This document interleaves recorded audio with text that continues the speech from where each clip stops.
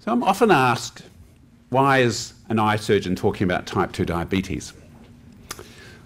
Lucy's given you a bit of a hint. But I've been an eye surgeon now for over 33 years, which is a little scary. And for over 33 years, I've been dealing with the consequences that diabetes inflicts on the eyes. Every year, I'm seeing more and more patients who are losing vision, even going blind due to their diabetes, but in particular, type 2 diabetes, which makes up about 90% of cases and is a largely avoidable man-made dietary disease. Now, can you imagine waking up one morning completely blind?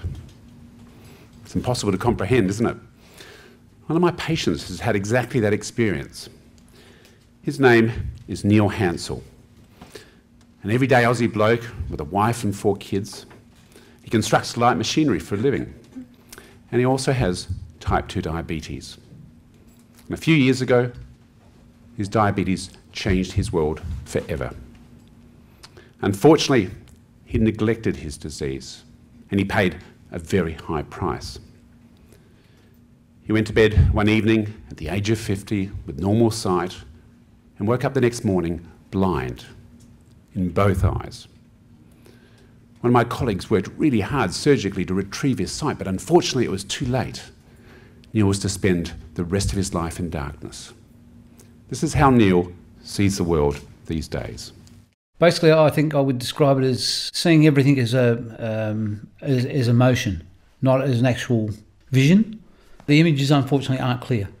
The images are basically what you see of a day through your eyes is what you see of a night through your eyes. So there's no clarity. I see black figures as people or animals or trees, just black onto a greyish background. Neil lost his driving licence.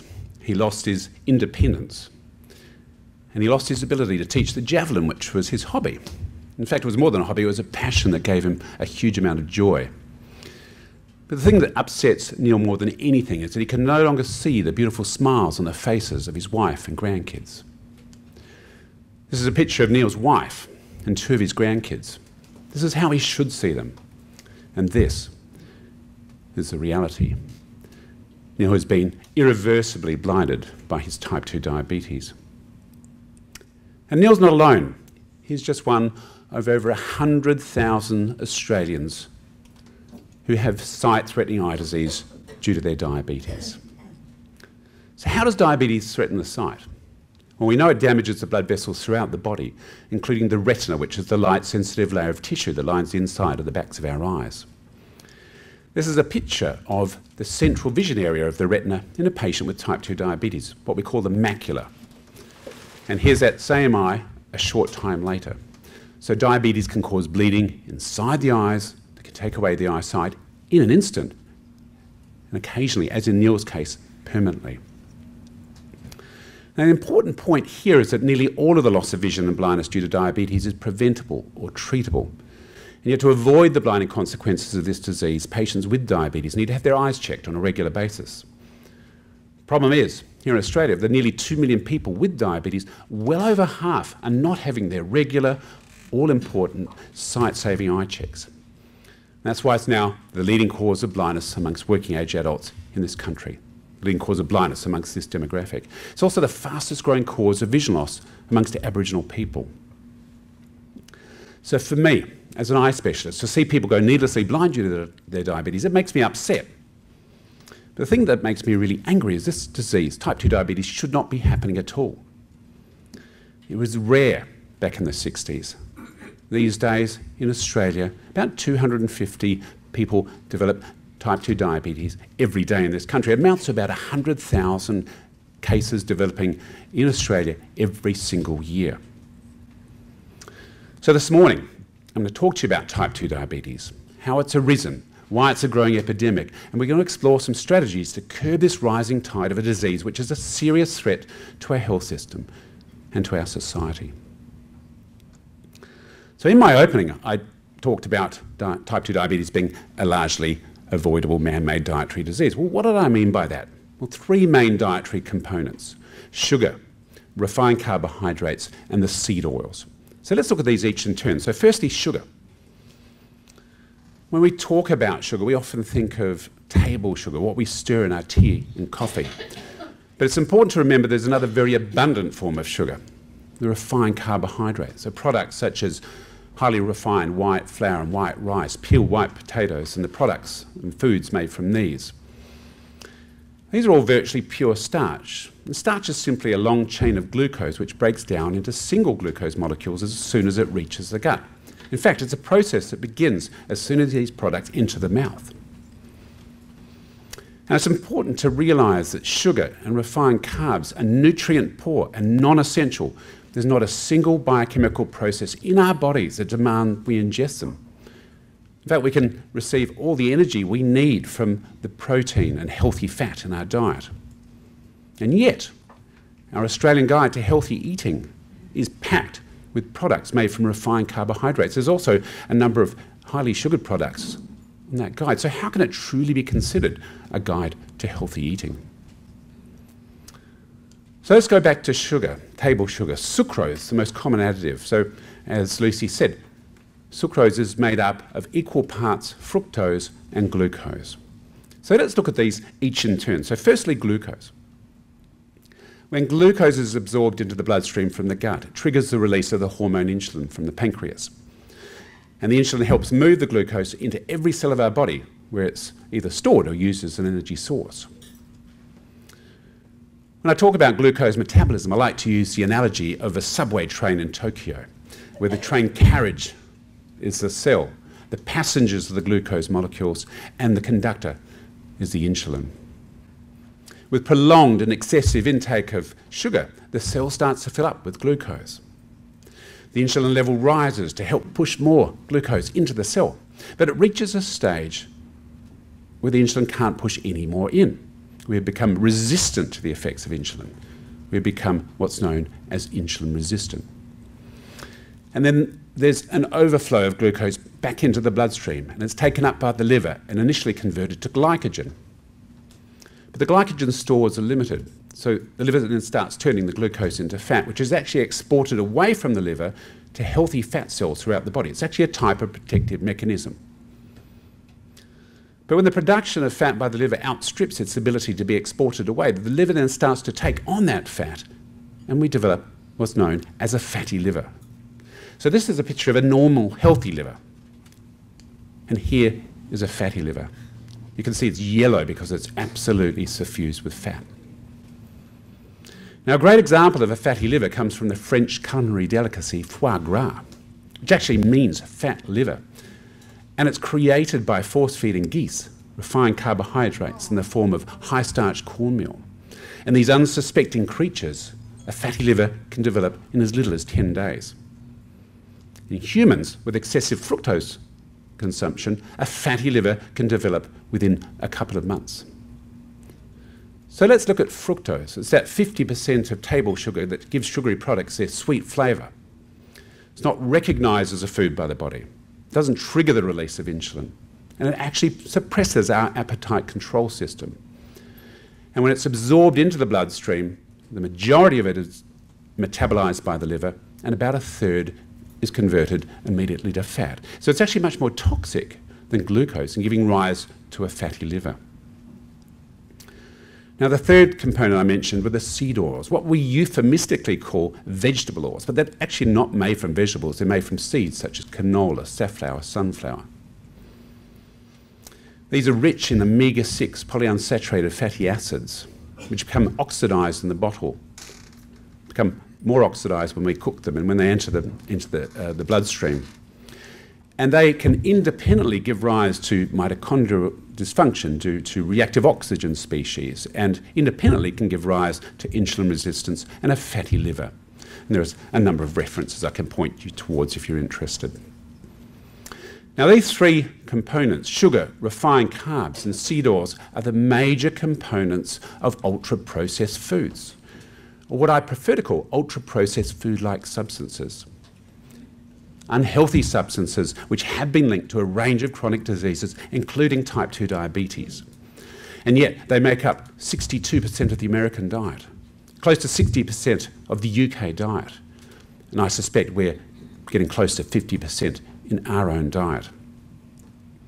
They're like a loaded gun pointing directly at our livers, causing metabolic dysfunction. This is a cross-section, a pathological specimen of a normal healthy liver. And you can see the densely packed cells here. And this is a fatty liver. You can see it's distended, and those white spaces are the cells which are filled with fat.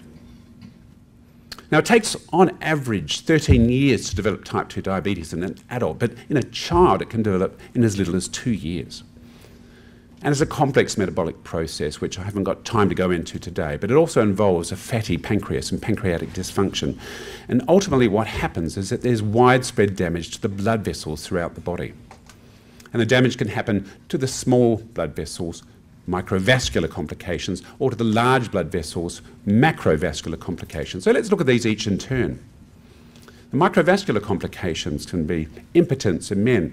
It can be numbness, tingling, intractable pain in the fingers and toes.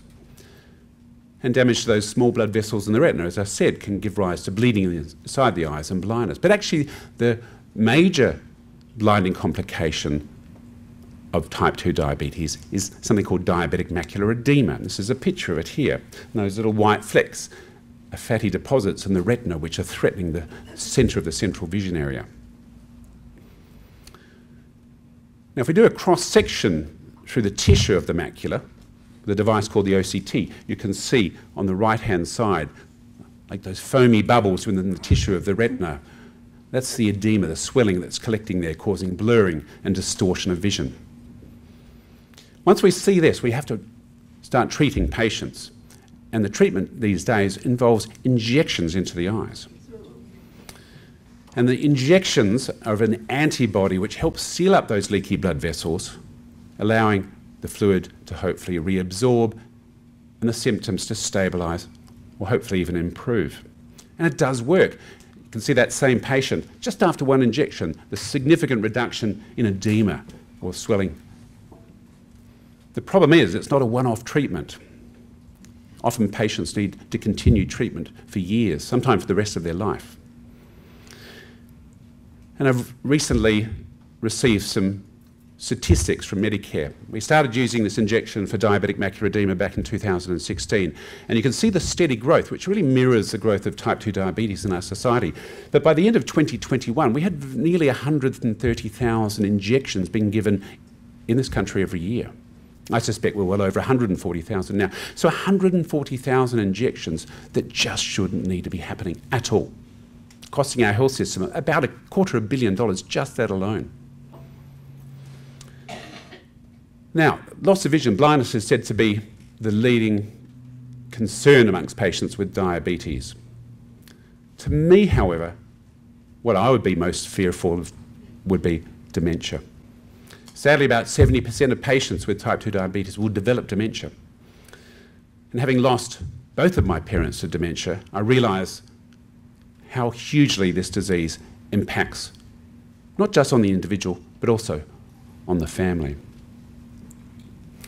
Now, damage to the fine blood vessels of the kidney can lead to kidney failure. And when the kidneys fail, the blood needs to be filtered artificially through dialysis, up to 7 hours a day, 4 days a week. I've calculated in Australia about 4.5 million hours, 4.5 million hours are spent by patients with type 2 diabetes hooked up to the dialysis machine at a cost of about $500 million. So this is time lost to their family and friends, to the things they love to do, and of course, to the workforce. Not a great way to spend one's life.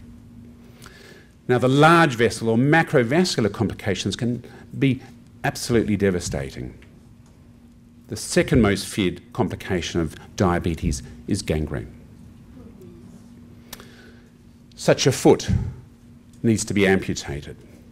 In Australia, over 4,000 amputations are performed every year for gangrene due to type 2 diabetes. And here's our friend, Neil Hansel, in his hospital bed 3 years ago after his left leg was amputated. In fact, it was his 9th amputation over a 14-month period.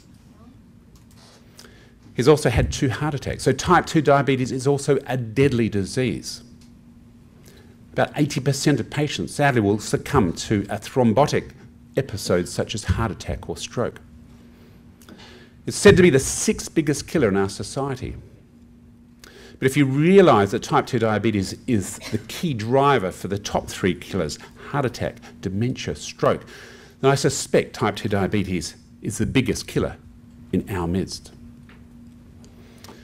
And during the COVID pandemic, 40% of patients in the United States who died from COVID-19 had type 2 diabetes. And I suspect much of the remainder were metabolically unhealthy. So the best thing we can do individually to withstand viruses such as COVID-19 is to improve our individual metabolic health. And the best thing we can do to avoid the ambulance ramping crisis is not to buy more ambulances, is to improve the metabolic health of our society. Now, type 2 diabetes is also an incredibly expensive disease, costing the health system and the taxpayer at least $20 billion every year. But if you also factor in those other critical complications, heart attack, dementia, stroke, also the fact that type 2 diabetes plays a role in hypertension and also in cancer, then I suspect the cost is much, much higher than $20 billion. So how did this all come about? Well, humans are hardwired to love and seek out sweet things. It's an ancient survival mechanism that helped our ancestors to avoid extended periods of fasting, which were common in early humans. It also allowed them to avoid bitter and potentially toxic foods in their environment. Prior to the 1600s, sugar was an expensive commodity. It was the domain of healers and holy men, and an indulgence that could only be afforded by the wealthy and the powerful. Over the next 300 years, the rising availability and popularity of sugar due to the booming sugar trade led to diminishing costs, turning sugar from a luxury item to an everyday necessity. These days, sugar is cheap and absolutely everywhere in our lives, isn't it? But things took a turn for the worse in 1980 when the dietary guidelines for Americans was released. It was noted in the decades after World War II that there was a rise in heart attacks. And this was thought to be due to a fatty diet causing fatty blockage of the coronary arteries. Kind of made sense. It was called the diet heart hypothesis, but it was based on no strong evidence. In fact, it was based on flawed evidence, which was subsequently corrupted, and it then became dogma. And the recommendation in 1980 was to reduce our fat consumption to 30%. Now, when you take fat out of a food, you take out its flavour, and you take out its ability to make you satisfied or satiated. So something had to replace that, and that became carbohydrates. So this low-fat, high-carb dietary recommendation exists to this day and across the globe, including our own Australian dietary guidelines, which have an even more severe low-fat recommendation. And what's been the result of this social experiment? Rather than seeing a downturn in heart attacks have soared, along with it type 2 diabetes. And you can see the inexorable rise in type 2 diabetes just in recent years in this country. But it's been even more profound in some communities than other countries. In China, for example, there's been more than a 10-fold increase in type 2 diabetes over the past 40 years.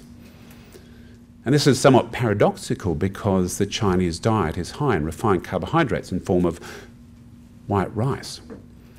But what we realise is that these days the rice is far more highly refined than that used to be. And also what we've noted in Asia is the growth in the consumption of seed oils and sugar, which amounts to about 5% every year.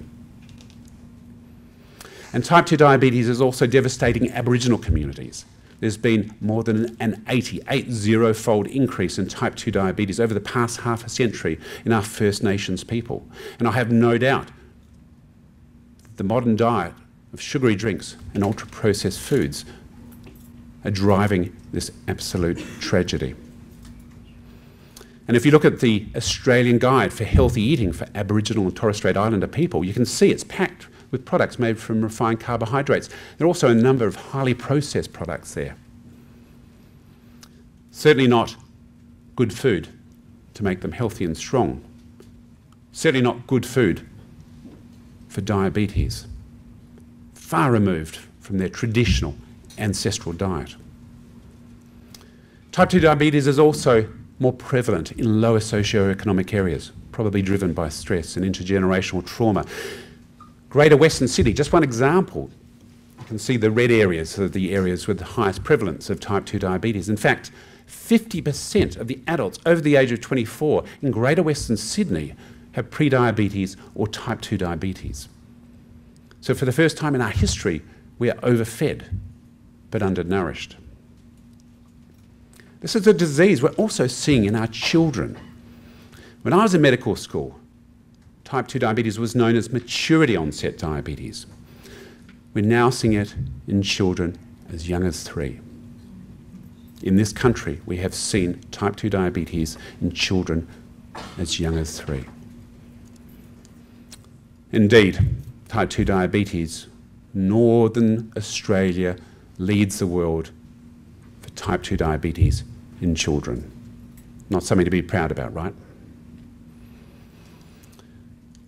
And it's been predicted that the majority of today's children will have obesity by the age of 35.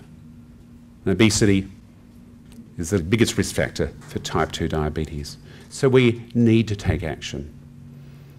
Now, if we're going to call this a dietary disease driven by consumption of sugary drinks and ultra-processed foods, then surely it's as simple as reducing our consumption of these products, reducing our intake of sugar. But there are a number of factors that make this really difficult to achieve. And I've come up with this concept called the 5 A's of sugar toxicity. And these are addiction, alleviation, accessibility, addition, and advertising. Let's go through those each in turn. So firstly, addiction. Sugar is highly addictive. It's been shown to be as addictive as nicotine. Its consumption activates a reward center in our brains, leading to the release of the neurotransmitter dopamine. It's what makes us feel good, what makes us want to do it again, and ultimately what gives us those cravings. And like drugs, the more we consume, the more we need to give us that feel-good hit. So it becomes a vicious cycle that's really hard to break. And sugar is the only addictive substance, could even call it a drug, that we willingly give to babies and infants. The second A is alleviation. We often use sugar to alleviate stress or to make us feel better when we're down. When we're stressed, the body is flooded with the stress hormone cortisol. So the brain needs to balance this up by releasing feel-good chemicals such as dopamine. And as I've explained, sugar does a really good job of this. The third A is accessibility. We can't walk in to most service stations without being confronted by a wall of confectionery. We can't check out from most supermarkets and stores, chemists even these days, without being enticed by half-price chocolates and soft drinks. And this is particularly problematic in remote communities, particularly Aboriginal communities, where sugary drinks and ultra-processed products reign supreme, and fresh and healthy foods are relatively scarce, often quite expensive, and sometimes even out of date. The fourth A is addition. An astronomical amount of sugar is added to our food and drinks, something in the order of 75%. Now, I don't know about you, but I can barely read those nutritional panels on the packets of food, let alone understand them, and they certainly don't tell us the amount of sugar contained within. We have a health star rating system. It's a system which is deeply flawed. It's flawed because, firstly, only about 1/3 of manufacturers actually use it. But it's also flawed because a number of ultra-processed substances packed with sugar, refined carbs and seed oils receive the healthiest 5-star rating. So this is an industry device that's been designed by industry for industry, not with our health in mind. And the final A is advertising. Our world is flooded with TV commercials and ads for sugary products, sometimes in the most insidious of ways. And this has been going on quite literally for decades. Who's heard the term, breakfast is the most important meal of the day? Come on, put your hands up. Everyone, right? So that phrase was actually popularised by John Harvey Kellogg in 1906 to market his newly invented breakfast cereal, Kellogg's Cornflakes. I suspect one of the most enduring marketing campaigns ever, but not a shred of evidence to back up his claims. In fact, most of us would do better without having cereal for brekkie. So clearly, we need action. Now, I've come up with my own action strategy, which entails 3 elements: awareness, accountability, and assistance. So again, let's go through these each in turn. So firstly, awareness. Awareness of the toxic impact of our sugar-laden diet. Aware of the preventability, reversibility, and complications of type 2 diabetes. There are over 8,000 studies linking sugar to a range of chronic diseases, including type 2 diabetes. In fact, a recent analysis showed that sugar was linked to 45 adverse health outcomes. 45. Indeed, our poor diet is responsible for more disease and death than smoking, alcohol, and physical inactivity combined. We cannot outrun a bad diet.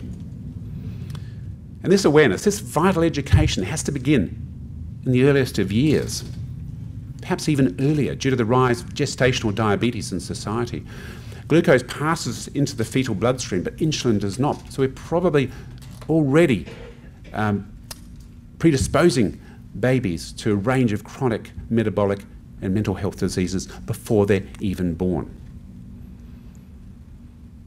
And for those mothers who can breastfeed, the longer the better to forge good metabolic health in our children and not to have to rely on these commercially available products. In fact, a recent study has shown that 9 out of 10 commercially available toddler foods sold in Australia fail international nutrition standards.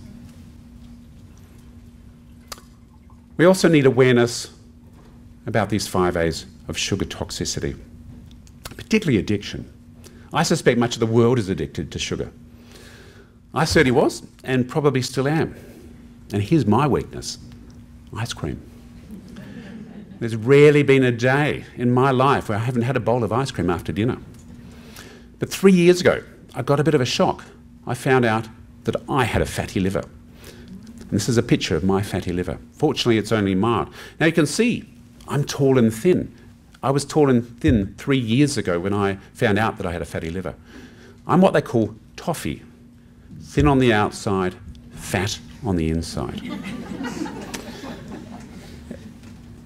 Important take-home point: there are now more thin, metabolically unhealthy people in the United States than there are obese, metabolically unhealthy people. So obesity is not the core issue here. It's not even the number of calories we're consuming, but it's the type of calories, particularly the fructose and the CDORs. What we should all aspire to be are hotties, healthy on the inside. Now, we need to be aware when we're feeling stressed, rather than reaching for a block of chocolate or a 2-litre bottle of soft drink, there are a number of healthy alternatives. Get out into nature. Listen to your favourite musical playlist. Reach out to someone who's having a tough time. Do a good deed. These have all, again, been shown to be as effective as sugar in countering these cortisol reaction that's flooding our bodies during anxious times. And we need to be aware of this enormous accessibility factor, and particularly the targeting by businesses, by stores and chemists in our environment, the targeting of our children. And we need to be aware of the amount of added sugar in the foods that we're consuming. Did any of you realise that a mega-sized sour orange Slurpee from 7-Eleven contains 200 grams of sugar? You've got to really search hard on their website to find it. That's 50 teaspoons of sugar. Imagine what that's doing to our kids' bodies and their teeth. 40% of our 10 to 12-year-olds have decay in their adult teeth. Thank you, 7-Eleven. And there are now 56 common names for sugar, only serving to confuse the consumer even more. And we need to be aware of this advertising, this predatory marketing that's going on everywhere around us. Our kids are exposed to 3 TV commercials for unhealthy products every hour during those hours when they're watching. Our teens are exposed to 100 promotions for unhealthy products every week on social media. And of course, parents are targeted as well by the ultra-processed food and sugary drinks industries. Now, we all need to be aware that type 2 diabetes is largely preventable. It's not inevitable, even if it's in the family. But it's not going to start by continuing this high-carb eating pattern that we've been on for the past 50 years. A pattern that's still endorsed by our Australian dietary guidelines. It's a guideline that's outdated, it's flawed, and yet it's widely used. It's used by teachers in schools. It's used by cooks in childcare through to aged care, hospitals, the Defence Force, and prisons. It's used by our army of health providers and health educators, government policymakers, and the food industry.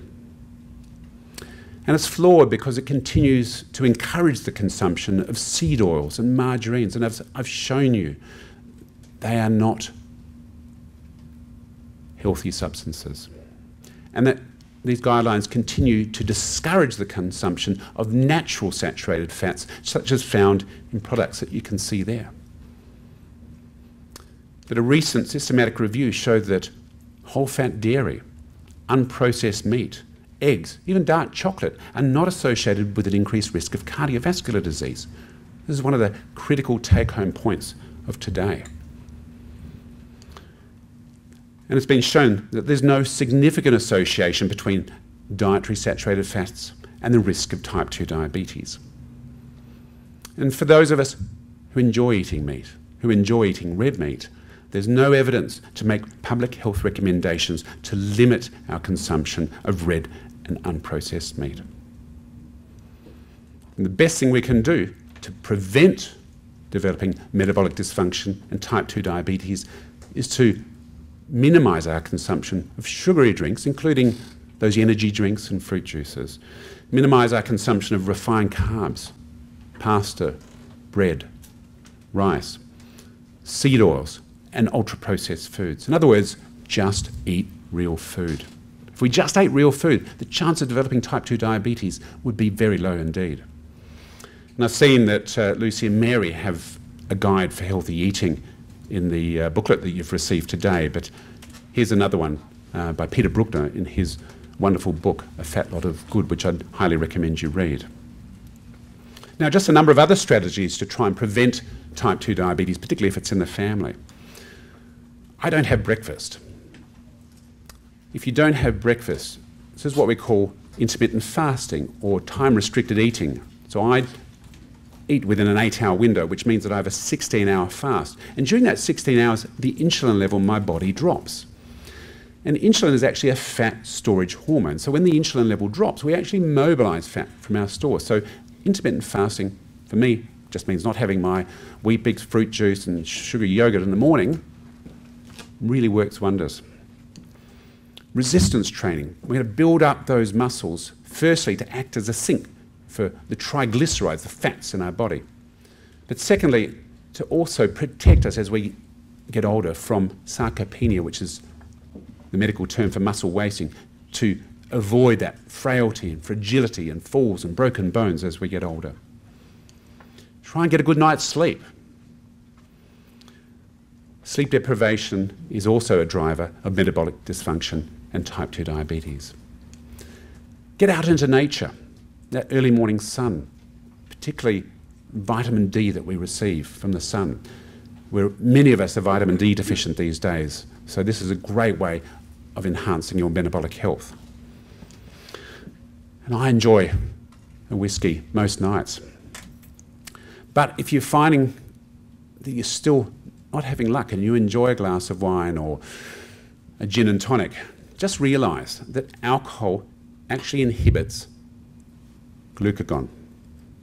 So glucagon is the opposite to insulin. It's the fat mobilisation hormone. So if alcohol is inhibiting it, we're actually preventing ourselves from losing weight. So just bear that in mind. If you think you're doing everything right and you're still enjoying your glass of wine each night, that might be the hidden secret. Now, I'm sure many of us would not be aware that type 2 diabetes is potentially reversible. I'm a medical doctor, and I wasn't aware until 3 years ago. Until early 2021, the very first sentence in the type 2 diabetes webpage from Diabetes Australia was type 2 diabetes is a progressive disease. I read Jason Fung's wonderful book, The Diabetes Code, and I found out that type 2 diabetes could be reversed naturally. And I was on the National Diabetes Strategy Working Group, and I was able to get remission into this document for the first time ever. Diabetes Australia has now softened their wording, and they've released a position statement about remission. So what are the 3 clinically proven methods to put type 2 diabetes into remission? Bariatric surgery, very low-calorie diets, and low-carbohydrate diets. Only 3. So let's look at these briefly, each in turn. So firstly, bariatric surgery. So bariatric surgery entails a range of major abdominal surgeries on our stomach and intestinal system, which are both risky and expensive. And it's surgery on a normal, healthy organ. So why not take a dietary approach to what is a dietary disease? And fortunately, there are 2 dietary approaches, very low-calorie diets and low-carbohydrate diets.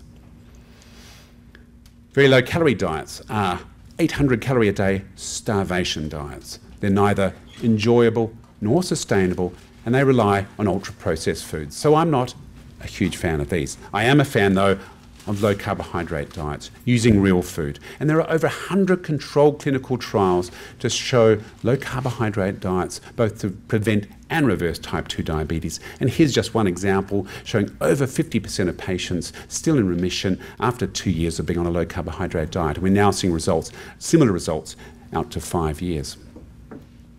How about my own patients? Once I was able to get remission into the National Diabetes Strategy, I started having conversation with my patients. I have about 150 patients with sight-threatening eye disease due to their type 2 diabetes who I'm actively treating. I'm sticking needles into their eyes every single week. And I asked them, I said, were you aware that your disease could be put into the remission?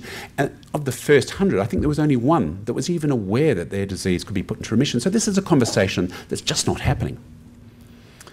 So I then wrote back to the GP saying, can we explore with our mutual patient this extraordinary opportunity to put type 2 diabetes into remission using low carbohydrate diet, or what we call a ketogenic diet.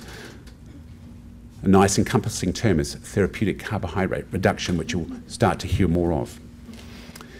And I started working with a nutritionist in Adelaide, Rochelle Martin, who you'll hear from later, and with dietitian Nicole Moore, who you'll also hear from a little later. And I started to see the results in my own patients. And you might recognise this guy, Bevan Bruce, who's a real estate agent. I was putting a needle in his eye every few weeks. Once he started on therapeutic carbohydrate reduction, he came off his insulin, he came off all his medicines, he lost a bunch of weight, he said he's never felt better, and his eyes are starting to improve.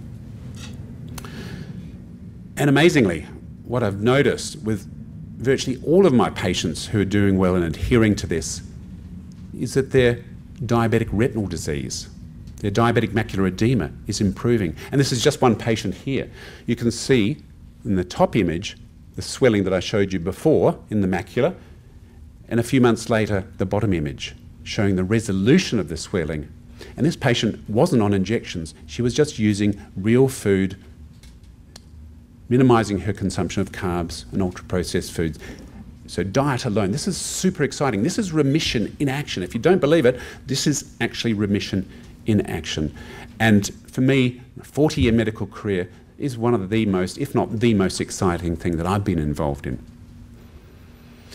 So finally, there needs to be some awareness about the complications of type 2 diabetes. Neil Hansel, when he was diagnosed at the age of 26, had no idea what lay await for him.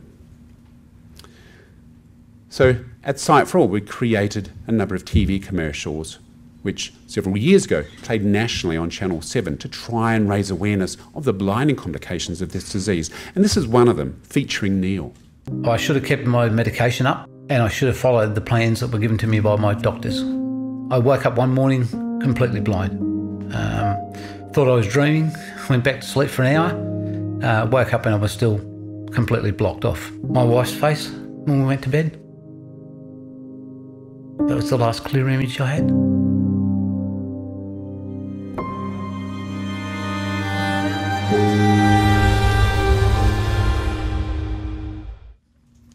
We also need accountability, and particularly with respect to these 5 A's of sugar toxicity, and particularly with respect to the addictive component.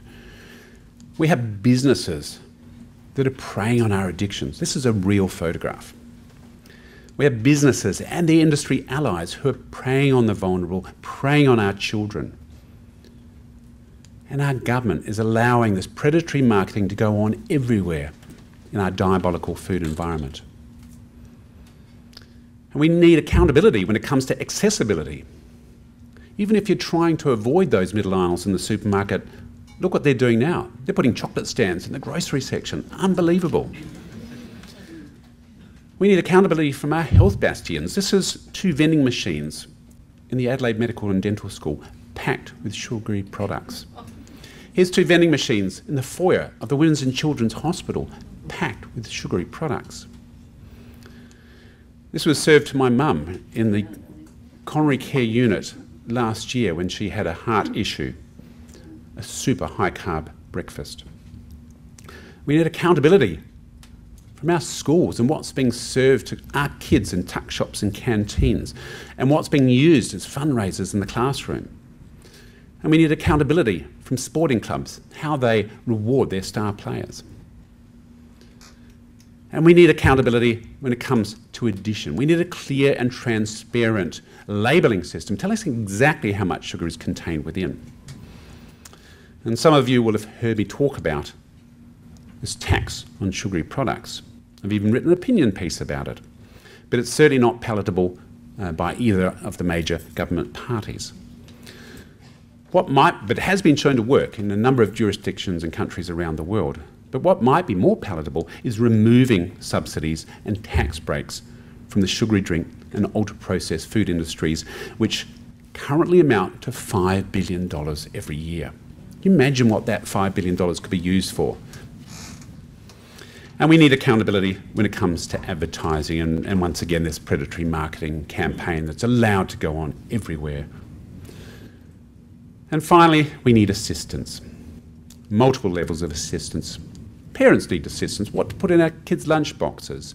Teachers need assistance, how to keep their kids focused in class. Unfortunately, there are lots of resources out there. Medical students need assistance. My son was in second year medical school a couple of years ago, and he had the opportunity to do nutrition science as an elective. It's not even compulsory in our major training grounds for doctors, and yet, as I mentioned, our poor diet is responsible for more disease and death than smoking, alcohol and inactivity combined. Our doctors, particularly GPs, need assistance to have the time, the financial incentives, the resources to have these really important discussions with their patients. Unfortunately, there are lots of resources out there, and this is just one from the Society of Metabolic Health Practitioners, a guideline for therapeutic carbohydrate reduction. And patients and doctors, but particularly patients with metabolic dysfunction and type 2 diabetes, need to have subsidised access to nutritionists, to dietitians and health coaches. And fortunately, there is a directory of low-carb practitioners in this country, in fact, state by state. And here in South Australia, you can go on the Low Carb Down Under website and find a host of practitioners who are working in this area, many of whom are with us today. And patients with type 2 diabetes also need assistance, continuous glucose monitoring, so that they can tell exactly the impact of these healthy grains, these legumes, these fruits and vegetables, to see the impact on their own blood sugar levels and to titrate what foods give them a high blood glucose reaction. And people who are addicted to sugary foods need assistance, perhaps self-help groups and helplines, as we do for patients with alcohol and nicotine addiction. And people in lower socioeconomic areas need assistance to have access perhaps to subsidised healthy foods rather than rely on this ultra-processed junk that's quite literally everywhere. Now, I'd just like to finish up with another TV commercial featuring Neil Hansel and the impact that type 2 diabetes has had on his family.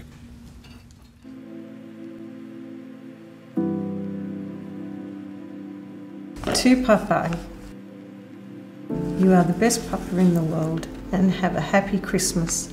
Love from Anya.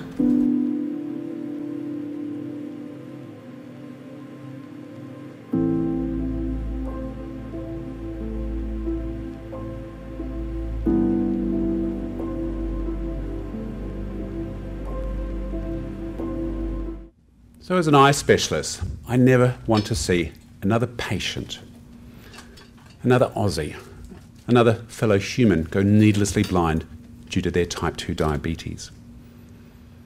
As Australians, I believe we all have a responsibility to turn this type 2 diabetes epidemic around and ultimately make Australia type 2 free. Thank you very much.